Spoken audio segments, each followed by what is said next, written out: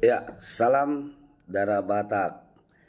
Saya senang banyak tanggapan-tanggapan dari teman-teman yang menonton video saya yang berjudul bahwa pernikahan Marpariban bukan asli budaya Batak. Kenapa saya senang? Karena saya semakin gigih untuk mempelajari tentang budaya Batak, khususnya dalam mencari tahu asal-usul atau awal mulanya terjadinya pernikahan Marpariban dalam adat Batak. Oke, dari sekian banyak tanggapan, saya mau menjawab tentang kenapa atau apa alasan saya mengatakan bahwa perkawinan Marpariban dalam orang Batak itu bukan asli atau merupakan tradisi yang diadopsi dari tradisi budaya di luar dari orang Batak, khususnya dalam kehidupan tradisi orang Yahudi, karena pernikahan Marpariban dituliskan di dalam Alkitab, khususnya dalam kitab Kejadian ya, pasal 24. Jadi yang pertama saya mau tanggapi buat teman-teman yang menonton video saya ini.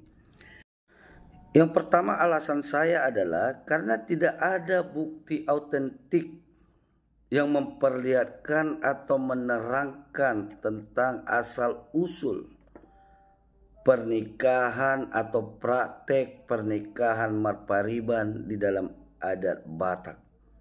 Baik itu berupa prasasti yang menuliskan tentang asal muasal atau praktek pertama pernikahan Marpariban diizinkan dalam orang Batak. Tidak ada. Yang kedua, tidak ada buku yang menuliskan tentang itu. Baik itu buku-buku kuno atau orang Batak bilang buku laklak. Tentang kapan terjadinya pernikahan Marpariban dalam diri orang Batak. Ataupun buku-buku ilmiah modern sekarang. Para ahli-ahli Batak atau ahli-ahli di luar Batak mengisahkan kapan terjadinya perkawinan Marpariban itu. Bahkan juga tidak ada turi-turian atau cerita yang diturunkan kepada anak cucu orang Batak tentang legenda atau mitologi mengenai kapan terjadinya pernikahan Marpariban dalam orang Batak.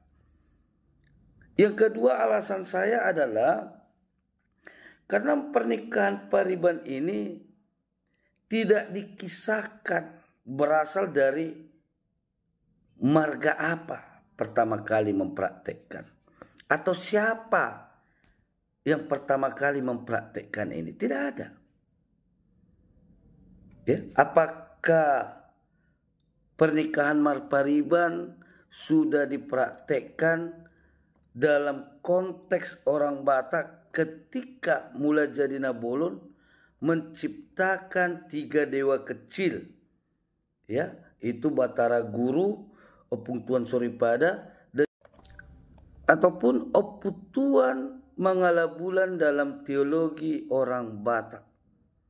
Tidak ada yang menjelaskan apakah pernikahan Marpariban terjadi di masa itu atau di luar dari masa itu.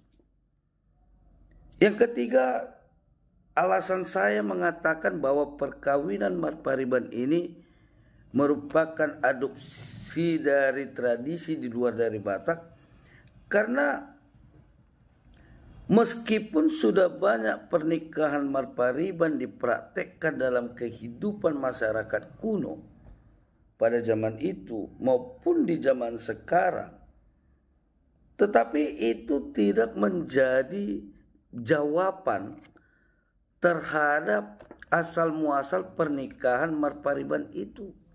Kapan prakteknya pertama kali dilaksanakan?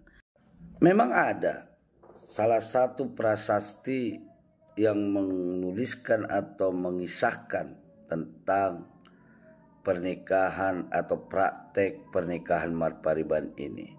Misalnya seperti prasasti Silai Sabungan yang ada di Silalai Nabulak, di mana di dalam prasasti itu menerangkan bahwa Loho Raja menikah dengan paribannya, yaitu Boru Padang Batanghari Pasaribu.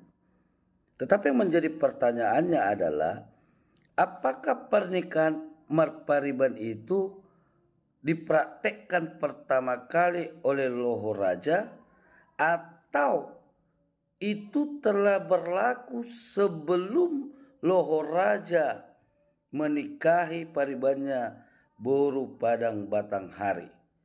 Kalau memang Loho Raja orang pertama dalam budaya Batak yang mempraktekkan pertama kali pernikahan Marpariban, maka bisa dikatakan bahwa praktek pernikahan Marpariban ini merupakan budaya baru dalam diri orang Batak. Kenapa? Kalau kita tarik silsilah dari Raja Batak, Loho Raja merupakan keturunan yang kesekian dalam silsilah Raja Batak.